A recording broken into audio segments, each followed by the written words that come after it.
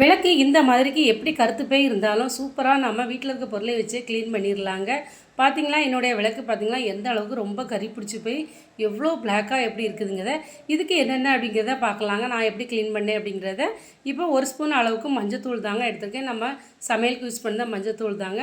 இப்போ தோசை மாவு நல்லா புளிச்ச தோசை மாவாக உள்ளது தாங்க. எனக்கு 3 நாளைக்கு உள்ள மாவு தாங்க. இது நல்லா புளிச்சு போய் இருந்துச்சு.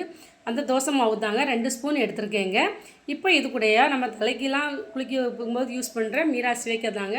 இந்த சிவைக்காய் தூள் பார்த்திங்களாக்கி நம்ம 1 ஸ்பூன் கிட்ட எடுத்துக்கலாங்க. இப்போ இது எல்லாத்தையுமே நல்லா மிக்ஸ் பண்ணி விட்டுக்கலாங்க.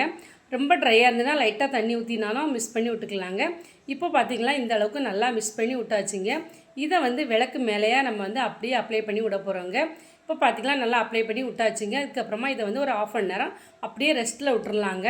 பார்த்திங்கனாலாம் தெரியும் நல்லா எந்த அளவுக்கு இருந்த விளக்கு இப்போ தேய்ச்ச பிறவே எப்படி இருக்குதுன்னு. இன்னும் தேய்க்கவே ஆரம்பிக்கல, ரெஸ்ட்டில் விட்ட பிறவே இந்த அளவுக்கு இருக்குதுன்ட்டு. இப்போ பார்த்திங்களா ஒரு 1/2 லெமன் தாங்க எடுத்து வச்சுருக்கேன்.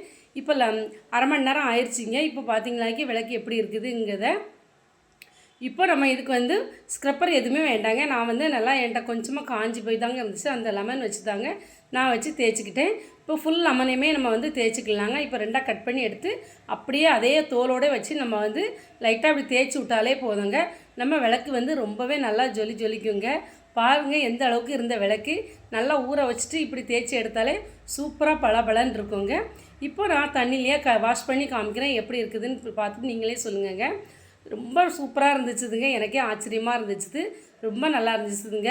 பார்க்கவே எந்த அளவுக்கு புதுசு போல் மின்னுது பார்த்திங்களா. இப்போ இந்த மணிக்கு நம்ம நார்மல் வாட்டரில் வாஷ் பண்ணியாச்சு. இப்போ நம்ம குடிக்கிற தண்ணியில் ஒரு முறை இதை வாஷ் பண்ணி எடுத்துக்கலாங்க.